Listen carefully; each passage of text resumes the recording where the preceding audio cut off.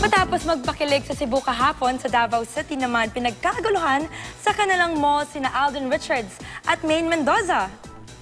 Hindi naman daw papakabog ang Aldab, ang tambalang Aising o sina Ai de las Alas at Bossing Vic Soto. Mula sa Davao City, live nating mga kachika si Aubrey Carampel.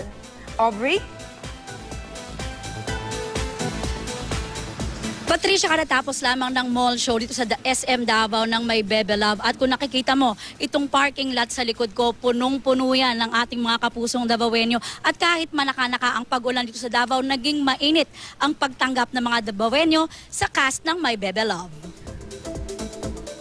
For 2016, we have a new box office king and queen. Those guys over there, Alden and Maine. Ito ang New Year prediction ni Bossing Vic Soto para sa phenomenal love team na Aldab sa taong 2016.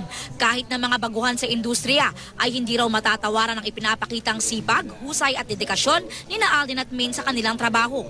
Lalo na sa pinagsasamahang pelikulang May Bebe Love, #KiligPaMore. For us po, it's an honor po coming from the box office king himself. So, thank you, Bossing, and sana magdilang anghel po kayo. Halos kalahating taon pa lang ang kanilang love team pero sangkatutak na blessings na ang dumating sa kanila. Bagay na ipinagpapasalamat daw nila lalo na sa kanilang fans at supporters. Gusto nga raw nila ay makagawa ulit ng bagong pelikula. Oo naman. Yes. Gusto niyo ba ng gano'n? Yes po. Siyempre po, siyempre. Bagong experience din po yun na kaming talaga.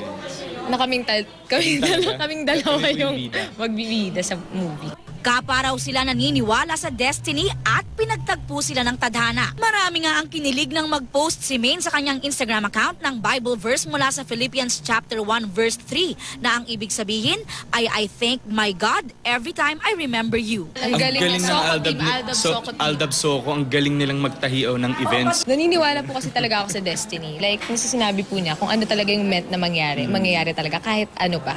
Ngayon daw ay komportable na sila sa isa't isa at kung ano raw ang nakikita sa harap ng kamera ay mas makulit pa raw sila pag magkasama.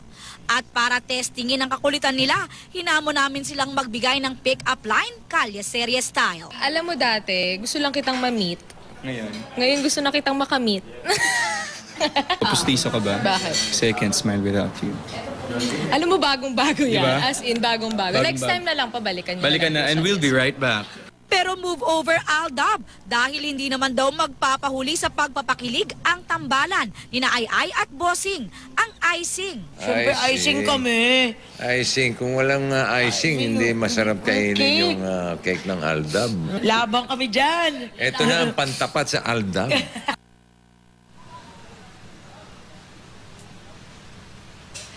Patricia, syempre pag akyat ng Aldab sa stage, no, hindi na magkamayaw ang ating mga kapuso, lalo na ang Aldab Nation Davao Chapter. At yan muna ang latest dito sa Davao. Balik sa'yo, Patricia. Maraming salamat, Aubrey Carampel.